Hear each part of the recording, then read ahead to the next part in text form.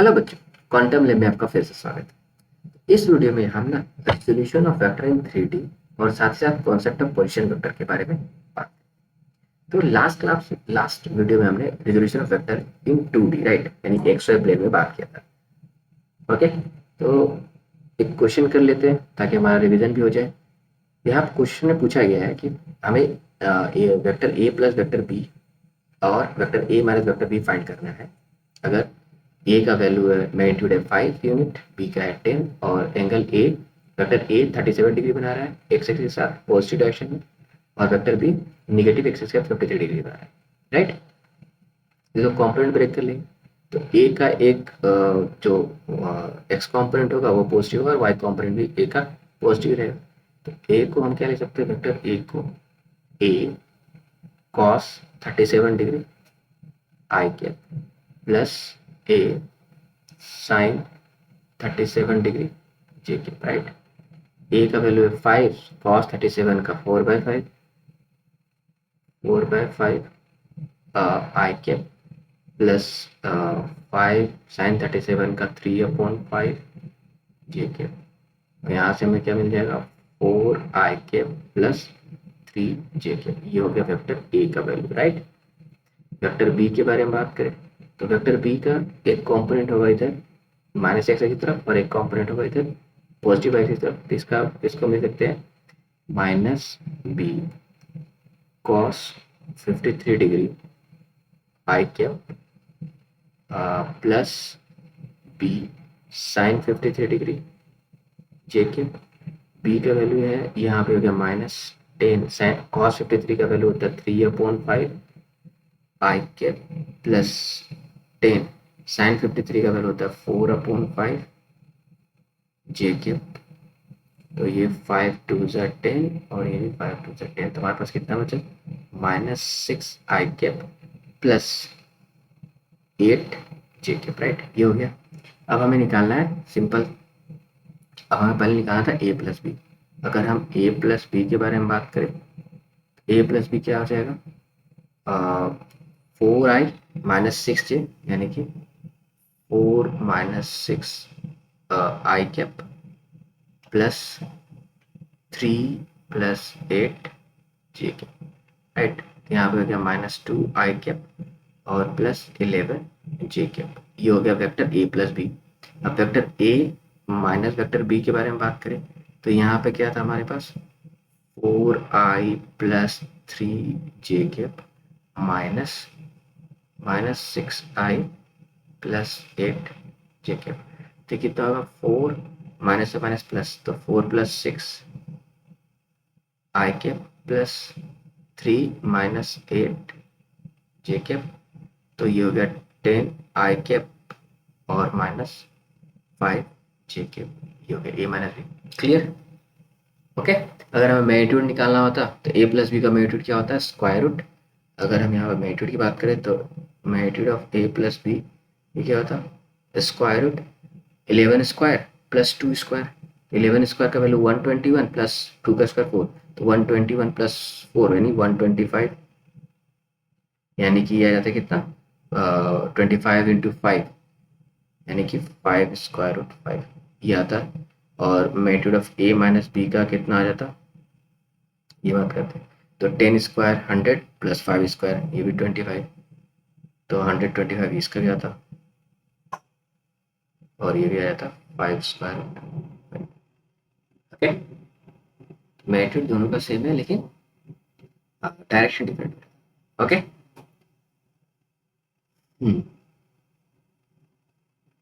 तो अब आगे बढ़ते हैं। अब बात करते हैं resolution of vector in 3D। अब resolution of vector in 3D समझने के लिए हम एक चीज देखते हैं। जैसे हमारे पास 2D में क्या था, अगर हम 2D में बात करें तो हमारे पास सिर्फ यही आता था ये हो गया y ये हो गया x और यहाँ से हमारे पास एक r होता था और यहाँ पे थीटा होता था राइट। ये 3D हो गया तो यहाँ से हम r को लिख पाते थे वेक्टर r को right r cos theta I cap plus r sin theta ठीक। लेकिन इन 3D अगर जब हमारे पास 3D हो तो वहां पे हमारे पास cos थीटा और cos थीटा कर सकते हैं, sin थीटा यूज नहीं कर पाएंगे। साथ साथ एक ही एंगल नहीं हुआ, क्योंकि एक्स वाई जेड 3 एक्सिस है हमारे पास, राइट। ये हो गया एक्स, ये वाई, ये जेड, ये 3 एक्सिस है। तो लेट्स से कि एक वेक्टर है हमारा यहाँ पे ऐसे, और इसका एंगल हम बात कर लेते हैं। इसका एंगल अल्फा होगा एक्स एक्स के साथ में, बीटा होगा वाई के साथ में, राइट। और यहाँ पे ये हो गया गामा, ये हो गया जेड एक्स के साथ। याद रहे, एक्स के साथ क्या लेंगे अल्फा, वाई के साथ बीटा, और गामा ले लेंगे जेड एक्स के साथ, ठीक है। यहाँ पे एक कॉन्सेप्ट आता है डायरेक्शन कोसाइन, और ये मान लेते हैं ये वेक्टर ए है, राइट। तो इसका जो ये आएगा कॉम्पोनेंट, ये हो गया ए एक्स, इधर ले लेंगे हम ए वाई, और इधर कहीं आ जाएगा हमारा ए जेड, ठीक है। ए एक्स का वैल्यू क्या होगा, ए एक्स को हम बोलेंगे हॉरिजॉन्टल कॉम्पोनेंट, ए एक्स होगा ए कॉस अल्फा, ठीक है, राइट। ए वाई क्या हो जाएगा ए कॉस बीटा, और ए जेड क्या हो जाएगा ए कॉस गामा। अगर हम वेक्टर के फॉर्म में लिखें ए एक्स ए वाई ए जेड, तो यहाँ पे क्या आ जाएगा आई कैप जे कैप और ये के कैप। कोई दिक्कत नहीं ना, समझ आई बात। और ये जो कॉस अल्फा कॉस बीटा और कॉस गामा है ना, इसको कहते हैं डायरेक्शन कोसाइन। इसको क्या कहते हैं डायरेक्शन कोसाइन। इसका बहुत आगे इंपॉर्टेंट होगा डायरेक्शन कोसाइन, डायरेक्शन कोसाइन बोला जाता है इसे। ये जो कॉस अल्फा है, कॉस बीटा है और कॉस गामा है, इसको कहते हैं हम डायरेक्शन कोसाइन, ठीक है। तो ये तो हो गया कॉम्पोनेंट ब्रेक करने के लिए, ओके। अगर हमें अल्फा बीटा गामा दिया हो तो कॉम्पोनेंट ब्रेक कर लेंगे, और अगर हमें इससे वेक्टर निकालना है तो स्क्वायर करके सम कर देंगे। अगर हमें मैग्नीट्यूड ऑफ वेक्टर ए निकालना है तो हमारा स्क्वायर रूट क्या आ जाएगा यहाँ पे ए x square plus A Y square plus A Z square, right. कोई दिक्कत, ठीक है। अब यहाँ से एक तो और इम्पोर्टेंट रिलेशनशिप आता है, हमें समझ में आना चाहिए। अगर हमारे पास वेक्टर ए वेक्टर दिया हुआ है ए एक्स ए कॉस अल्फा आई के प्लस ए कॉस बीटा जे के प्लस ए कॉस गामा के, तो वहां से हम वेक्टर ए इजली निकाल सकते हैं। लेकिन अगर मतलब यहाँ से हम निकाल सकते हैं, पर हमें अगर एंगल निकालना हो cos alpha cos beta cos gamma, तो वो कैसे निकालें। तो उसके लिए हमारे पास क्या आएगा, अगर हम कॉस अल्फा की बात करें तो कॉस अल्फा बराबर क्या होगा ए एक्स जो दिया हुआ है बटा में ए, साथ ही साथ कॉस बीटा के बारे में बात करेंगे तो हमारे पास ए वाई डिवाइड बाई ए, और कॉस गामा की बात करें तो हमारे पास ए जेड अपॉन ए। ये हो गया हमें डायरेक्शन कोसाइन निकालने का तरीका, ठीक है। यहाँ से हम कैसे निकालेंगे ये सब डायरेक्शन कोसाइन आराम से निकाल सकते हैं। अब बोलोगे सर डायरेक्शन कोसाइन का इतना इंपॉर्टेंस है क्या, ठीक है।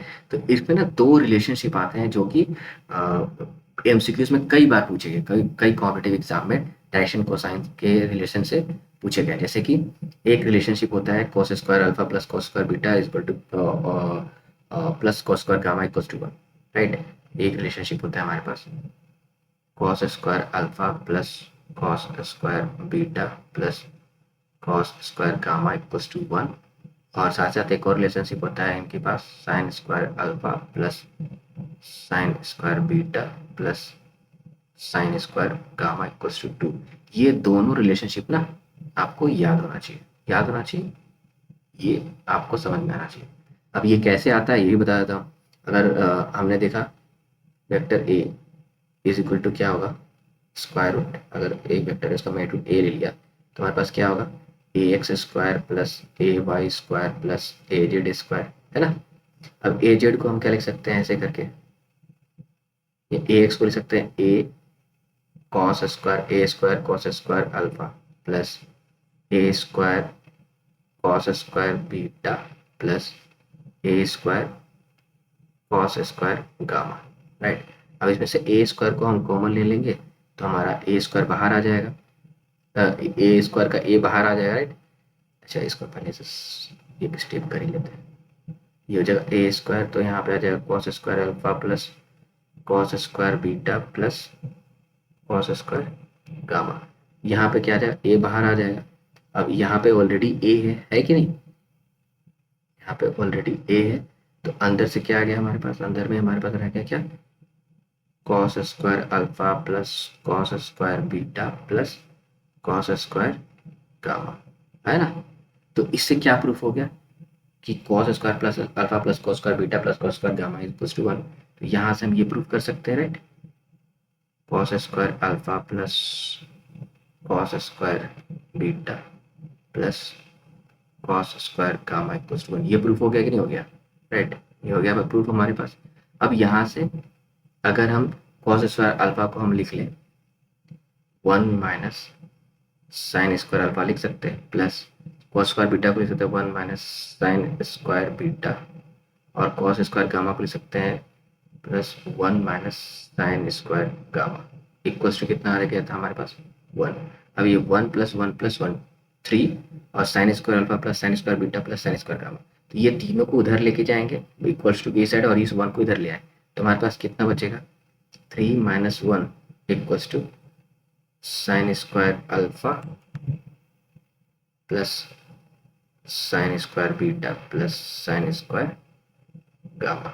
तो यहाँ से हमें ये मिल जाएगा, राइट, कि sine square alpha plus sine square beta plus sine square gamma equals to 2। ये भी प्रूव हो गया हमारे पास, राइट, ये भी प्रूव हो गया।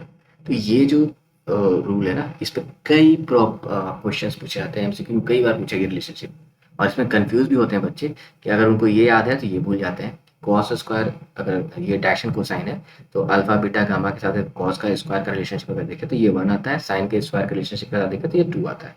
प्रूफ हमने दिखा दिया, बोर्ड्स में कई बार प्रूफ भी पूछा जाता है, कोई दिक्कत यहाँ पे नहीं। अब क्वेश्चन कर लेते हैं इस पर और अच्छी चीज़ क्लियर हो जाएगी। अब यहाँ वेक्टर दे रखा है A is equal to 2i 3j 6k plus 3j plus 6k, okay. तो यहाँ पूछा गया कि ए एक्स क्या है, ए वाई क्या है, ए जेड क्या है। तो सिंपल ए एक्स ए वाई बताना तो ईजी है। ए एक्स का वैल्यू कितना है हमारे पास 2, ए वाई का वैल्यू कितना है हमारे पास 3, और ए जेड का वैल्यू कितना है 6। अब पूछा गया है हमारे पास मोड ए, मोड ए का वैल्यू क्या है, सबका स्क्वायर रूट के सम कर देंगे, राइट। मोड ए का अगर वैल्यू तो स्क्वायर रूट निकालेंगे हम यहाँ पे, तो 2 square plus 3 square plus 6 square, तो 2 स्क्वायर का वैल्यू करेंगे तो 4 प्लस 3 का 9 प्लस 6 का 36, 36 प्लस 4 40 40 प्लस 9 49 49 का स्क्वायर रूट यानी कि 7। तो मोड कितना आ गया 7, राइट। यहाँ तक कोई दिक्कत नहीं। तो हमारा ये भी क्लियर हो गया, ये भी क्लियर हो गया, ये भी क्लियर हो गया, और ये भी क्लियर हो गया, फाइन। अब बात करते हैं direction cosine of vector A. तो डायरेक्शन कोसाइन, तो कॉस अल्फा बराबर क्या होगा, अगर हम 5th नंबर की बात करें तो हमारे पास कॉस अल्फा इक्वल्स टू कितना होगा ए एक्स बाय ए यानी कि 2/7, राइट। कॉस बीटा बराबर कितना होगा 3/7, एंड कॉस गामा बराबर कितना होगा 6/7। ये सारे हो गए डायरेक्शन कोसाइन, ठीक है। अब हमारे पूछा गया है कि angle of A, right, from X Y Z, हम यानी अल्फा बीटा गामा का वैल्यू निकालना है। तो ये सिंपल यही है 6 में, अल्फा इज इक्वल टू कितना होगा कॉस इनवर्स 2/7, बीटा बराबर कितना होगा कॉस इनवर्स 3/7, और गामा इज इक्वल टू हो गया कॉस इनवर्स 6/7, ओके। अच्छा, यहाँ पे यूनिट वेक्टर एलोंगेट, अच्छा ये इसको बताने के लिए ना मैं एक और टर्म यूज करता हूँ, एक और चीज बताता हूँ यहाँ पे, तभी ये क्वेश्चन कर पाऊंगा। अगर मुझे वेक्टर ए, अगर हमारे पास वेक्टर ए है, ठीक है, vector A is equal to क्या है हमारे पास A X I cap plus A Y J cap plus A Z K cap, ठीक है। अब मुझे पता है कि अगर मुझे यूनिट वेक्टर निकालना है तो क्या करूंगा मैं, unit vector vector divide by A करूंगा मैग्नीट्यूड ऑफ ए, ये ना यूनिट वेक्टर का तरीका। तो यही प्रोसेस अगर मैं यहाँ करता हूँ तो हमारे पास क्या है ए X I cap plus A Y J cap plus A Z K cap upon ए आ जाएगा। और इसको अगर फर्दर सॉल्व करूँ तो ए एक्स अपॉन ए लिख सकता हूँ, ए x upon A I cap plus A Y upon A J cap plus A Z upon ए के कैप, यही हो गया। अब ध्यान याद करो ए एक्स अपॉन ए क्या था ए एक्स अपॉन ए वाई अपॉन ए जेड, ये सब क्या है, डायरेक्शन कोसाइन। ए एक्स अपॉन क्या था, कॉस अल्फा आई के प्लस कॉस बीटा जे के प्लस कॉस गामा के के, ये है ए केप का वैल्यू। ठीक है, तो यूनिट वेक्टर अगर थ्री डायमेंशनल स्पेस में यूनिट वेक्टर कैसे निकालते हैं, तो डायरेक्शन कोसाइन कैसे, डायरेक्शन कोसाइन कॉस अल्फा आई के प्लस कॉस बीटा जे के प्लस कॉस गामा के के। इस कॉन्सेप्ट का हम यूज करके यहाँ पे हम लिख सकते हैं कि हम नंबर 7 में, ठीक है, unit vector along vector A, तो ये कितना हो जाएगा, A cap plus cos alpha कितना 2/7 आई कैप प्लस 3/7 जे कैप प्लस 6/7 के कैप, ये हो गया यूनिट वेक्टर। ठीक है, कॉन्सेप्ट क्लियर हो गया। ये था हमारे पास resolution of vector in three D space. ठीक है, कोई दिक्कत, ओके। अब बात करते हैं हम पोजीशन वेक्टर के बारे में। भाई पोजीशन वेक्टर क्या है, तो लास्ट क्लास में हमने बात किया था रिजोल्यूशन वेक्टर के टाइम पे, मैंने कोऑर्डिनेट सिस्टम के बारे में समझाया था। कोऑर्डिनेट सिस्टम में अगर किसी पॉइंट को रिप्रेजेंट करना है, अगर ये पॉइंट हमारा पी है, इसको अगर मुझे समझाना है, उसके लोकेशन को बताना है, तो इसके दो तरीके होते हैं। एक होता है रेक्टेंगुलर मेथड, रेक्टेंगुलर मेथड, इसमें हम क्या करते थे, ये होता था हमारे पास, इसमें हम रिप्रेजेंट करते थे इसके कोऑर्डिनेट्स को, यानी x1 y1। ये x1 क्या है हमारा, या x एक्सिस पे इसका हॉरिजॉन्टल डिस्टेंस, और y1 क्या है, ये हो गया y1, ये हो गया x1, right. Okay, x1 y1। और एक होता था polar form, polar form, polar form में क्या होता था कि हम यहाँ से ये जो ओरिजिन, जिसको हम रेफरेंस पॉइंट ले रहे हैं, यहाँ पे हमारा रेफरेंस पॉइंट ओरिजिन है, यहाँ से हम डिस्टेंस ले लेते हैं, स्ट्रेट लाइन डिस्टेंस इस पॉइंट से पी का, और इसको हम आर लिखते थे और ये एंगल थीटा ले लेते थे। ठीक है, तो पोलर फॉर्म क्या हो गया हमारे पास, आर कॉमा थीटा। अगर ये पता है तो हम इस पोजीशन बता सकते हैं, राइट। अब वेक्टर के टर्म में हम क्या बोलते हैं, ये जो पोलर फॉर्म है इसको बोलेंगे वेक्टर, पोजीशन वेक्टर, राइट। तो ये इन वेक्टर, अगर मैं बोलूँ तो इन वेक्टर फॉर्म अगर मुझे किसी पॉइंट का लोकेशन बताना है, तो मैं क्या करूँगा, पोजीशन वेक्टर का यूज़ करूँगा। ये आर क्या हो जाएगा, पोजीशन वेक्टर, राइट। यहाँ पे आर ये हो जाएगा, अगर इसको सेम यहाँ पे इसका इस पॉइंट का लोकेशन बताना है, तो वेक्टर के फॉर्म में मैं क्या करूँगा, आर वेक्टर, ये पोजीशन वेक्टर बताएगा। और ध्यान रहे पोजीशन वेक्टर एक रेफरेंस पॉइंट पे है, यहाँ पे हमने ये ओरिजिन लिया, ठीक है, ओरिजिन से। और अगर इसका कोऑर्डिनेट x1 y1 है ना, तो वेक्टर आर को हम क्या लिख पाएंगे, x1 आई कैप प्लस y1 जे कैप, ये हो गया पोजीशन वेक्टर का। पोजीशन वेक्टर बेसिकली करता क्या है, तो पोजीशन वेक्टर किसी पॉइंट का लोकेशन बताता है रेफरेंस पॉइंट के रिस्पेक्ट में। ठीक है, कोई दिक्कत नहीं। एग्जाम्पल के लिए अगर हम ले लें, एग्जाम्पल अगर हम एग्जाम्पल लें कि एक पॉइंट है यहाँ पे, इसका कोऑर्डिनेट है 4 3, तो ओरिजिन जो हम रेफरेंस पॉइंट ले रहे हैं, ओरिजिन यहाँ से इसका जो पोजीशन वेक्टर आएगा आर, वेक्टर आर का वैल्यू कितना हो जाएगा, 4 आई के प्लस 3 जे के, राइट। ये हो गया इस पॉइंट का पोजीशन वेक्टर, कोई दिक्कत नहीं। अब मैं ध्यान बार बार यही बोल रहा हूँ कि reference point, actually position vector है ना, वो रेफरेंस पॉइंट पर डिपेंड करता है कि किसके रिस्पेक्ट में हम बात कर रहे हैं। हम बार बार यहाँ पे ओरिजिन से ले रहे हैं, ये हो सकता है कि इसका पोजीशन मुझे इस पॉइंट से निकालना पड़े, राइट। इसको समझने के लिए एक ये लेते हैं यहाँ से, तो यहाँ पे एक पॉइंट है हमारा, इसका वैल्यू है 3 4, राइट, वाई एक्सिस पे 4, ओके। और ये हो गया 3, यहाँ पे हो जाएगा 4, हो गया ये 3।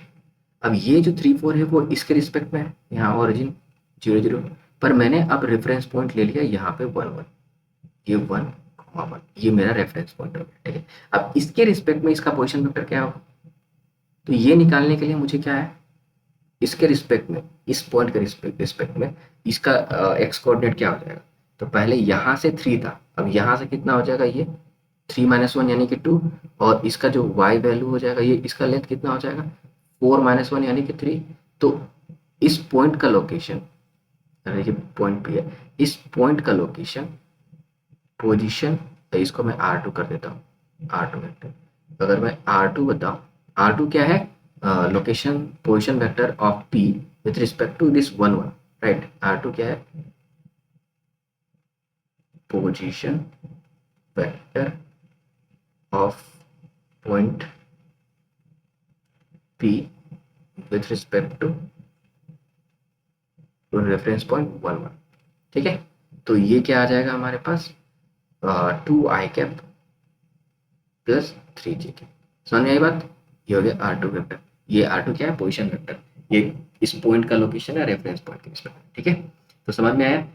जनरली हमेशा ये कुछ स्पेशल केसेस में हम क्वेश्चन में दिया रहेगा तभी हम लेंगे, तो नॉर्मली क्या होता है, किसी पॉइंट का पोजीशन वेक्टर हम ऑरिजिन जो रेफरेंस पॉइंट लेते हैं उसके रिस्पेक्ट में लेते हैं, ठीक है। समझ में आई बात। हमेशा ये रेफरेंस 0 0 के लिए मतलब ऑरिजिन के रेफरेंस पे ही लिया गया है, राइट। पर अगर किसी और पॉइंट से लिया गया है तो उसके बारे में रेफरेंस दिया रहेगा, ठीक है।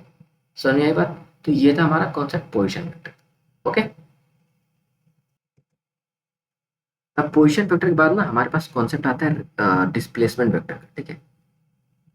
डिस्प्लेसमेंट वेक्टर, डिस्प्लेसमेंट वेक्टर क्या होता है, अगर हमारे पास एक वेक्टर है, मतलब 2 पॉइंट है, ठीक है। इसका पोजीशन वेक्टर हो गया, ये हो गया R1 वेक्टर, और एक और पॉइंट है जिसका है R2 वेक्टर। अब मुझे ना इस, ये पॉइंट ले लिया मैंने A, और ये पॉइंट ले लिया B, तो A से B के बीच में डिस्प्लेसमेंट निकालना है। तो ये क्या होगा, बेसिकली डेल R वेक्टर, ठीक है। हमें डेल R निकालना, तो हमेशा दे देना डेल R वेक्टर, ठीक है। डेल R वेक्टर अगर मुझे लिखना पड़े ये डिस्प्लेसमेंट वेक्टर है क्या, तो ये है ए से बी की तरफ, राइट। तो del R A B, right. इसको थोड़ा सा बड़ा करके ताकि आसानी समझ में, डेल आर ए बी, ये क्या है, displacement vector, displacement vector from A to B. ये बहुत इंपॉर्टेंट है समझना, ठीक है।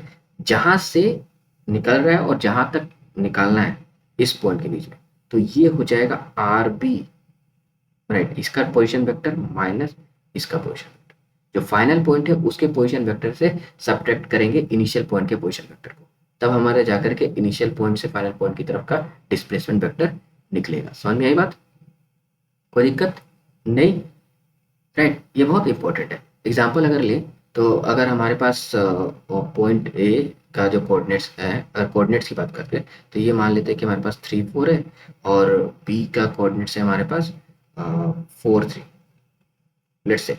तो हमारे पास आर ए जो है पोजीशन वेक्टर क्या होगा, 3i cap plus 4j cap.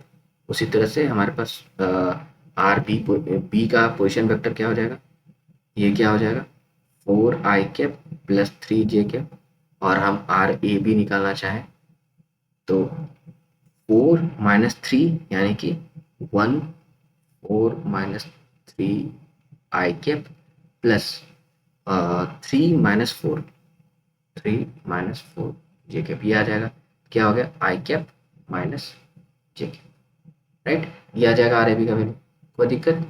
अब इससे मैग्नीट्यूड अगर निकालना हो तो मैग्नीट्यूड भी निकाल सकते हैं डिस्प्लेसमेंट का, इसका स्क्वायर करके इसका स्क्वायर रूट, इसका स्क्वायर करके प्लस इसका स्क्वायर, देन दोनों का स्क्वायर रूट। ये बताइए जैसे निकालते हैं इनका मैग्नीट्यूड, ओके। कोई दिक्कत यहाँ पे नहीं, ओके। तो ये तो था पोजीशन वेक्टर और डिस्प्लेसमेंट वेक्टर के बारे में ब्रीफ इन्फॉर्मेशन, राइट। अब हम बात करते हैं, अब हम कुछ क्वेश्चंस कर लेते हैं, राइट, ताकि हमारा प्रैक्टिस हो जाए। तो कुछ क्वेश्चन हम पहले से जो हमने एडिशन में पढ़ा था रिजोल्यूशन वेक्टर लास्ट क्लास में, उसके उस पर बेस्ड कर लेते हैं। अब इसे ये क्वेश्चन दिया, इसमें पूछा गया find the net displacement of a particle from its starting point if its undergoes two successive displacement, S1 20 meter 37 degree north of west and S2 50 meter and 53 degree north of east, ठीक है। अब इस type के questions में हमें पता नहीं, समझना मत, अगर ये क्वेश्चन आप एक बार पढ़ोगे तो अगर आपको सिर्फ फॉर्मूला रटा हुआ है, सिर्फ आप फॉर्मूला ही रट रहे हो, तो ये क्वेश्चन में आपको लगेगा कि अरे इसमें तो इसको सब्ट्रैक्ट कर देंगे तो हमारा डिस्प्लेसमेंट निकल जाएगा, राइट? पर ऐसा नहीं है। हमेशा ध्यान रखो कि हमें समझना पड़ेगा प्रॉब्लम क्वेश्चन क्या कह रहा है, और हो सके तो उसका डायग्राम बनाए। तो यहाँ पे दो डिस्प्लेसमेंट वेक्टर है, दो सक्सेसिव डिस्प्लेसमेंट होता है। पहला डिस्प्लेसमेंट क्या होता है, 20 meter 37 degree north of west. तो अगर हम ऐसे करके ड्रॉ करें यहाँ से, तो ये क्या है, 20 meter 37 degree north of west. तो ये 37 डिग्री पहले मतलब ड्रॉ कर लेते हैं, नॉर्थ ऑफ वेस्ट यानी वेस्ट से नॉर्थ की तरफ। ये हो गया ईस्ट वेस्ट। तो वेस्ट से नॉर्थ की तरफ जाएंगे तो हमारा कुछ इधर आएगा। मैग्नीट्यूड कितना है, 20, और ये हो गया 37 डिग्री, राइट? और ये हो गया हमारा बेसिकली S1 वेक्टर, ठीक है। और S2 वेक्टर क्या है, 53 डिग्री। डायरेक्शन क्या है, नॉर्थ ऑफ ईस्ट यानी ईस्ट से नॉर्थ की तरफ। कितना, 53 डिग्री। तो ये हमारा कुछ इधर आएगा। ये हो गया S2, और ये हो गया 53 degree, right, north of east, ठीक है। तो हम हमें बोला गया है, बेसिकली वो कह रहा है कि दो सक्सेसिव डिस्प्लेसमेंट है, पहले ये डिस्प्लेसमेंट हो रहा है, उसके बाद ये हो रहा है। हमें फाइनल डिस्प्लेसमेंट निकालना है इनिशियल पॉइंट से। यानी कि अगर हम देखें इस तरह से, तो ये एक्चुअली यहाँ से हो रहा है, पहले यहाँ तक हुआ इस जगह से, राइट, यहाँ तक, और फिर यहाँ से S2 हुआ, ठीक है। तो अगर मुझे इस जगह से इस पॉइंट का फाइनल डिस्प्लेसमेंट निकालना है, तो ये क्या होगा, तो ये एग्जैक्ट स्ट्रेट लाइन नहीं होगा, डायग्राम में आ जा रहा है, बट ये होगा कितना, this vector plus this vector. अगर हम ट्राइंगल्स को देखें तो S1 प्लस S2 बराबर ये हमारा फाइनल S डिस्प्लेसमेंट आएगा, राइट। तो S वेक्टर को हम क्या लिख पाएंगे, S1 vector plus S2 vector, है कि नहीं? समझ में आई बात? ओके। अब हमारे पास बेहतर तरीका क्या है सॉल्व करने का। S1 को हम क्या सबसे पहले ब्रेक कर लेंगे कंपोनेंट्स में।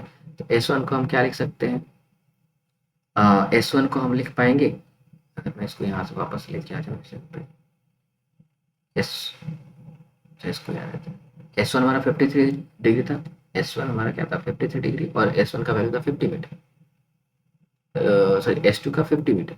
तो इस और S1 का वैल्यू था इधर 20 मीटर एंड डायरेक्शन 37। S1 को हम लिख सकते हैं माइनस, क्योंकि ये इसका जो कॉम्पोनेंट आएगा, कंफ्यूजन,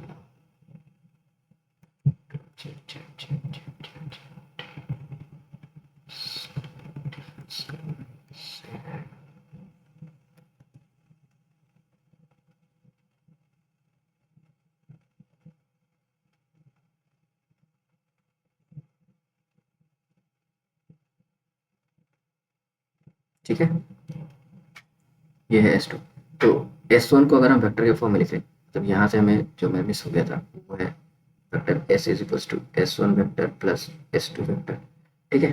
तो अगर हम S1 को लिखना चाहें, S1 को क्या लिख सकते हैं, S1 वेक्टर बराबर क्या आएगा हमारे पास, -20 cos 37, और cos 37 का वैल्यू होता है 4/5।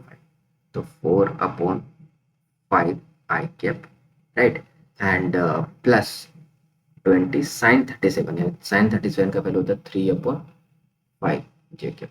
इसको अगर हम करें तो ये 5 4 जा 20, -16 आई कैप, एंड अगेन +12, 4 3 जा 12 जे कैप। ये आएगा S1 का वैल्यू। और S2 के वैल्यू के बारे में बात करें तो S2 का कितना आ जाएगा, ये है 50। अब ये आ जाएगा 50, और इसका दोनों कंपोनेंट पॉजिटिव रहेंगे, तो 50, और cos 53 का वैल्यू होता है 3/5, 3/5 आई कैप, प्लस 54/5 साइन 53 का वैल्यू होता है 4/5 जे कैप। तो यहाँ से आ जाएगा 10 3 जा 30 आई कैप, प्लस 10 4 जा 40 जे कैप, राइट। हमें क्या निकालना है, S1 प्लस S2। 16 + 30 करेंगे, -16 + 30 I cap, plus 12 + 40 J cap. ये कितना आ जाएगा, ये आ जाएगा 14 I cap, plus 14 + 12 that is 52 J cap. ये हो गया हमारे पास एस का वैल्यू, राइट। हमें नेट डिस्प्लेसमेंट, तो ये नेट डिस्प्लेसमेंट का वेक्टर ओके। और अगर मुझे इसका मैग्नीट्यूड निकालना है तो एस बराबर कितना होगा, नेट डिस्प्लेसमेंट का अगर मैग्नीट्यूड निकालना चाहे तो स्क्वायर कर लेंगे, 14 का स्क्वायर प्लस 52 का स्क्वायर। 14 का स्क्वायर कितना हो जाएगा, 196, और 52 का स्क्वायर करेंगे तो 2704। तो ये कुल मिलाकर के स्क्वायर रूट 900 आ जाएगा। और इसको हम ऐसे सकते हैं 100 इंटू 29, यानी 100 का स्क्वायर रूट 10 स्क्वायर रूट 20, ये आ जाएगा राइट यूनिट। तो नेट डिस्प्लेसमेंट हमारा मीटर इतना है, कोई दिक्कत नहीं। अब एक नेक्स्ट क्वेश्चन देखते हैं। नेक्स्ट क्वेश्चन हमारा क्या है, इस क्वेश्चन, अब ये क्वेश्चन है क्या, resolve a weight of 10 newton in two direction which are parallel and perpendicular to a slope inclined at 30 degree to the horizontal. अब ये बहुत ही अच्छा क्वेश्चन है। इसका ना जब हम force and laws of motion पढ़ेंगे तो वहाँ पे इंक्लाइंड प्लेन में बहुत इसका यूज होगा। अब ये देखो क्वेश्चन बनता कैसे, तो हमारा ये हो गया इंक्लाइंड प्लेन, ठीक है, ये है 30 डिग्री। अब यहाँ पे एक वेट है, वेट हमेशा डाउनवर्ड लगता है, ये हो गया 10 न्यूटन। अब मुझे क्या निकालना है, यहाँ बोला गया है कि इसका कंपोनेंट निकालना है इस 10 न्यूटन का, जो कि इस इंक्लाइंड प्लेन के पर पैरेलल और परपेंडिकुलर हो। तो अगर उसके बारे में बात करें तो पैरेलल हमारा ये लाइन हो जाएगा, ये पैरेलल लाइन हो गया, परपेंडिकुलर इस पे, ठीक है। तो अगर ये ध्यान से देखो, ये 30 डिग्री है, ये अगर 30 डिग्री है तो ये भी यहाँ से हॉरिजॉन्टल लाइन लेते हैं, ये 30 डिग्री तो ये 30 डिग्री होगा, है ना। और ये 30 डिग्री है तो ये 90 माइनस 30, है ना। और ये अगर 90 माइनस 30 तो ये भी हो जाएगा 30 डिग्री, तो ये भी वैल्यू आ गया क्या, 30 डिग्री। अब ये 30 डिग्री हो गया तो हमें पता चल गया इसके दो कंपोनेंट होंगे, एक परपेंडिकुलर कंपोनेंट इधर आएगा और हॉरिजॉन्टल कंपोनेंट प्लेन के इधर आएगा। तो जो परपेंडिकुलर जो हमारा पैरेलल कंपोनेंट होगा, राइट, इस एक्सिस इंक्लाइंड प्लेन के पैरेलल, तो पैरेलल कंपोनेंट क्या होगा, पैरेलल कंपोनेंट, ओके। इस तो पैरेलल कंपोनेंट के बारे में क्या होगा, ये 10 sin 30, राइट, पैरेलल कंपोनेंट, ये क्या हो जाएगा 10 sin 30, और आ जाएगा 10 sin 30 का वैल्यू कितना, sin 30 का वैल्यू होता है 1/2 यानी कि 5। और परपेंडिकुलर कंपोनेंट, परपेंडिकुलर कंपोनेंट इधर नीचे की तरफ आएगा, राइट। तो ये हो जाएगा 10 cos 30, यानी कि cos 30 का वैल्यू क्या होता है, √3/2, तो 5√3, 10 √3/2, तो हमारे पास कितना आएगा 5√3। अब कहीं कहीं ना सिर्फ यहाँ कंपोनेंट पूछा गया है और आई एक्सिस आई वाई एक्सिस नहीं दिया गया, बट नॉर्मली क्या होता है, ऊपर को हम पॉजिटिव लेते हैं, नीचे को निगेटिव लेते हैं, राइट, और फॉरवर्ड को पॉजिटिव, बैकवर्ड को निगेटिव। तो अगर हम ये कॉन्सेप्ट यूज करें तो यहाँ पे ये भी निगेटिव हो जाएगा और ये भी निगेटिव हो जाएगा। ये दोनों कंपोनेंट क्या है, एक कंपोनेंट इधर आ रहा है और एक कंपोनेंट नीचे की तरफ आ रहा है, राइट, कोई दिक्कत नहीं। तो आगे बढ़ते हैं। अब यहाँ पूछा गया है obtain the magnitude of 2a minus 3b। ये इजी है कि नहीं करना। मान लेते हैं कि हमारा कोई आर वेक्टर है, आर इज इक्वल टू हमें निकालना है 2a minus 3b vector, right. तो 2a का वैल्यू कितना है, आई कैप प्लस जे कैप माइनस 2k कैप, और प्लस माइनस 3b का वैल्यू कितना है, 2i कैप माइनस जे कैप प्लस के कैप, है ना। तो ये कितना होगा, 2i cap plus 2j cap minus 4k cap, और यहाँ हो जाएगा minus 6i cap plus 3j cap minus 3k cap. अब इसको अगर लिखना चाहे तो क्या होगा, 2 माइनस 6 यानी कि माइनस 4i कैप, और ये 2 plus 3 that is 5j cap, और माइनस 4 और माइनस 3 यानी माइनस 7k कैप। ये तो हो गया वेक्टर आर। अगर मैग्नीट्यूड के बारे में पूछें तो मैग्नीट्यूड ऑफ आर कितना हो जाएगा, तो स्क्वायर रूट 4 स्क्वायर यानी कि 16 प्लस 5 स्क्वायर यानी कि 25 प्लस 7 स्क्वायर दैट इज 49। अगर ऐड करना चाहे तो कितना हो जाएगा, 49 प्लस 6 यानी 55, 55 प्लस 10 65, 65 प्लस 5 70 70 प्लस 2 90, तो ये हो गया 90 और ये हो जाएगा 3√10, राइट। ये हो गया मैग्नीट्यूड। क्लियर, कोई दिक्कत नहीं, आगे बढ़ते हैं। यहाँ पे क्वेश्चन दे रखा है, if two vectors a and b makes an angle 30 degree and 45 degree with their resultant and b has magnitude equal to 10, then find the magnitude of। अब ये जो क्वेश्चन है ना, ये काफी अच्छा है, ठीक है। अच्छा कैसे है ये मैं बताता हूँ। अगर इसको आप सिंपल इस कॉन्सेप्ट का यूज करो, अगर मैं सिंपल मेथड से इसको, ठीक है, अगर मैं मेथड 1 से इसको करूँ, जो हमारा, अगर आप देखोगे तो, अगर नॉर्मल, अगर आप सॉल्व करना चाहो तो इसी तरह से दिमाग में आएगा। ए बी क्या है, विद द रिजल्टेंट ए और बी है, मान लेते हैं कि ए को हम अगर हॉरिजॉन्टल ले लें, ये हो गया वेक्टर ए, और तो ए रिजल्टेंट क्या है, ए से 30 डिग्री में एंगल बना रहा है, ये हमारा 30 डिग्री हो गया, रिजल्टेंट वेक्टर है, ये है 30 डिग्री, और 30 डिग्री और इससे 45 डिग्री पे बी है, राइट। तो यहाँ से 45 डिग्री अगर बना है, ये हो गया हमारा वेक्टर बी, यहाँ से 45 डिग्री पे, ठीक है। और find the resultant, okay, with the resultant B has magnitude equal to 10, okay, vector A B makes an angle 30 and 45 degree with the resultant and B has magnitude, B का जो magnitude है वो दे रखा है 10, then find the magnitude of ए।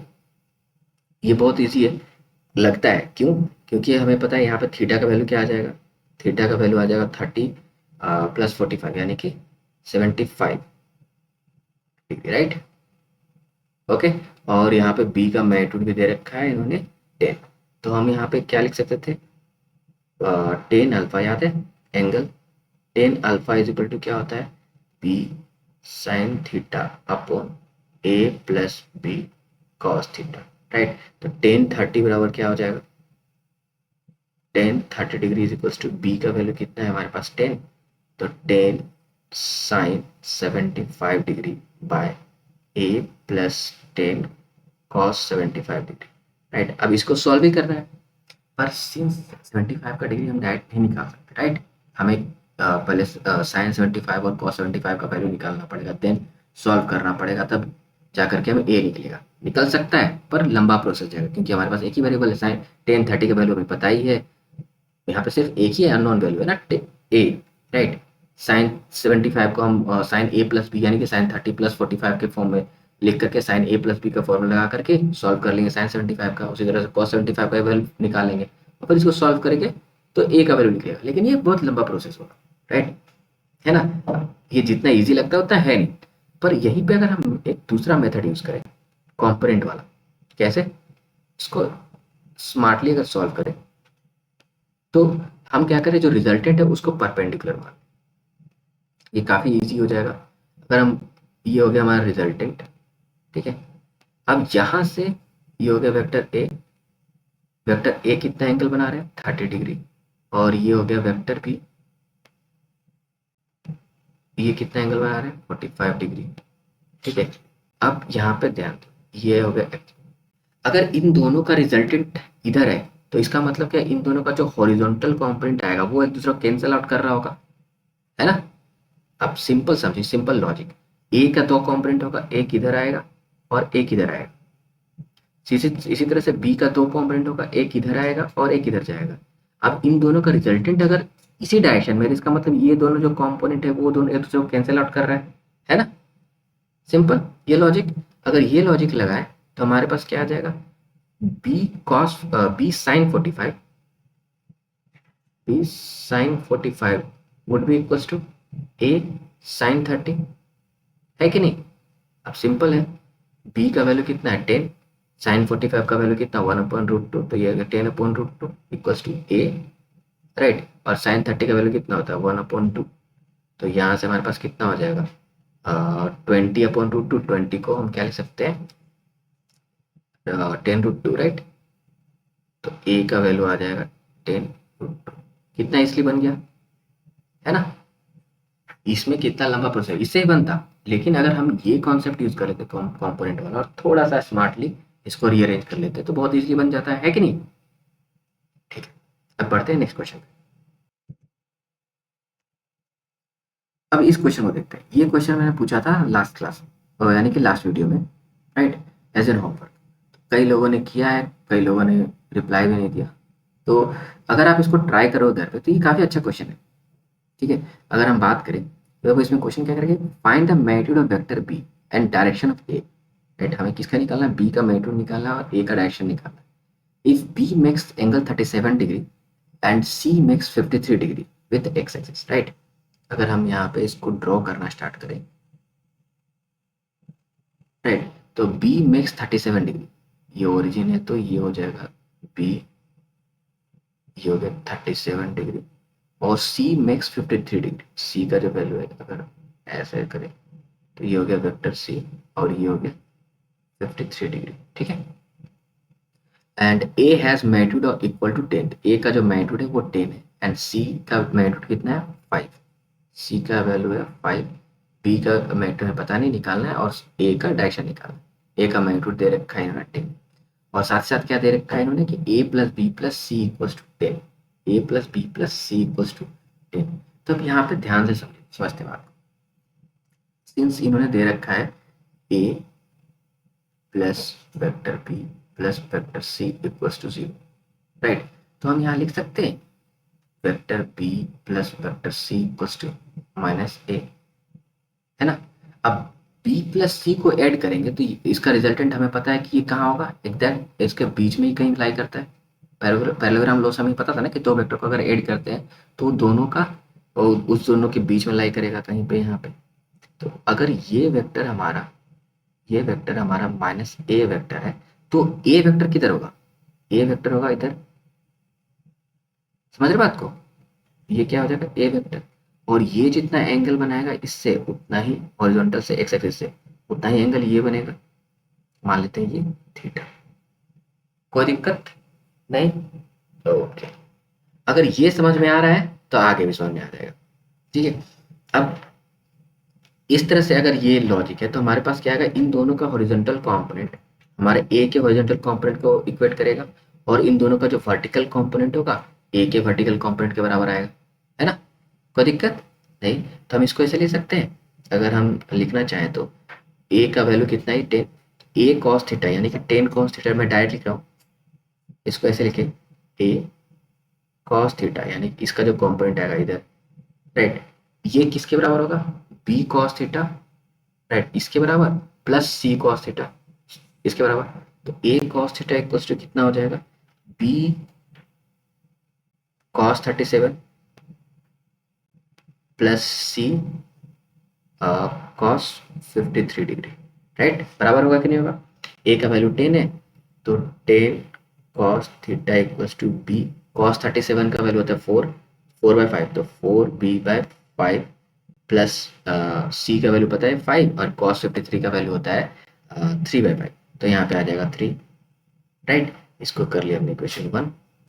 साथ ही साथ यहाँ पे अगर इसको फर्दर सॉल्व करते हैं हम, तो हम यहाँ पे लिख सकते हैं, अगर वर्टिकल कॉम्पोनेंट बात करें तो ए का एक कॉम्पोनेंट इधर आ जाएगा इसका, ये हो गया ए एक्स, ये हो गया ए वाई, और बी का भी कॉम्पोनेंट आएगा एक इधर आएगा, और सी का भी एक आएगा यहाँ पे, राइट। तो हमारे पास ए का जो वर्टिकल कॉम्पोनेंट है वो हो जाएगा A sine theta equals to क्या हो जाएगा, B sine, B sine 37 degree plus C sine 53 degree, ठीक है। इसको फर्दर सॉल्व करेंगे तो हमारे पास कितना आएगा, 10 sine theta equals to B, अब साइन 37 का वैल्यू होता है 3/5, तो 3b/5 प्लस, और साइन 53 का वैल्यू होता है 4/5, और यहाँ 5 सी का वैल्यू 5 है तो 5 5 कट जाएगा, तो यहाँ बचेगा कितना 4, राइट। इसको इक्वेशन 2 कर लेते हैं। अब एक यहाँ पे देखो ये है 10 कॉस थीटा, तो इन दोनों को स्क्वायर, दोनों साइड स्क्वायर करके सम कर दें तो हमारा क्या आ जाएगा। अब एक स्टेप आगे बढ़ा रहा हूँ मैं, डायरेक्ट स्किप कर दे रहा हूँ। 10 cos theta equals to 4b/5 है प्लस 3 है, तो इसका स्क्वायर करके सम करें हम, राइट, तो हमें क्या मिल जाएगा, 10 स्क्वायर इक्वल्स टू, पहला स्क्वायर करेंगे, इसका स्क्वायर करते हैं, फिर से इसका, तो ये कितना होगा 10 स्क्वायर यानी 100 ये हो जाएगा कॉस स्क्वायर थीटा प्लस इसका हो जाएगा क्या 100 साइन स्क्वायर थीटा। ये किसके बराबर आ जाएगा, ये आ जाएगा 4b/5 प्लस 3 का स्क्वायर प्लस 3b/5 प्लस 4 का स्क्वायर। अब यहाँ से 100 कॉमन ले तो sine square theta plus cos square theta 1 हो जाएगा। तो क्या आ जाएगा हमारे पास, इसको फर्दर सॉल्व करेंगे तो हमारे पास आ जाएगा 100 इक्वल्स टू, अब 4b/5 का स्क्वायर करेंगे तो ये हो जाएगा 4/16 बी स्क्वायर अपॉन 25 प्लस 3 का स्क्वायर 9 प्लस 2ab यानी कि 4 3 12 इंटू 2 24b/5 प्लस ये हो गया 9b square upon 25 plus 16 plus 4 3 12 into 224b/5। अब ये देखो b का क्वाड्रेटिक इक्वेशन बन रहा है, राइट। ओके, इसको अगर फर्दर हम सॉल्व करें तो b का एक क्वाड्रेटिक इक्वेशन बन रहा है और उस क्वाड्रेटिक इक्वेशन को अगर हम जैसे ये 16b स्क्वायर है और ये 9b स्क्वायर, तो 16 प्लस 9 क्या आ गया 25, यानी b स्क्वायर कट जाएगा हमारे पास। इसको अगर हम फर्दर लेके जाए तो हमारे पास कितना आ जाएगा 100 इक्वल्स टू, अब ध्यान से देखो यहाँ पे ये 16/25 प्लस 9b² 25, तो 25 सेम है, एलसीएम रहेंगे तो 25 रहेगा। 16 प्लस 99 क्या हो जाएगा 25, 25/25 कैंसिल आउट हो जाएगा, बचेगा क्या सिर्फ बी स्क्वायर यहाँ पे, तो equals to B square, right. Plus के बारे में बात करते हैं।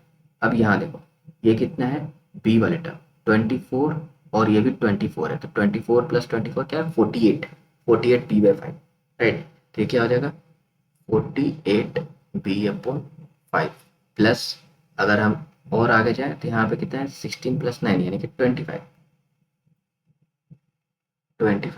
अब इसको फर्दर सॉल्व करें तो हमारे पास क्या इक्वेशन है B square plus 48b/5 minus 75 equal to 0।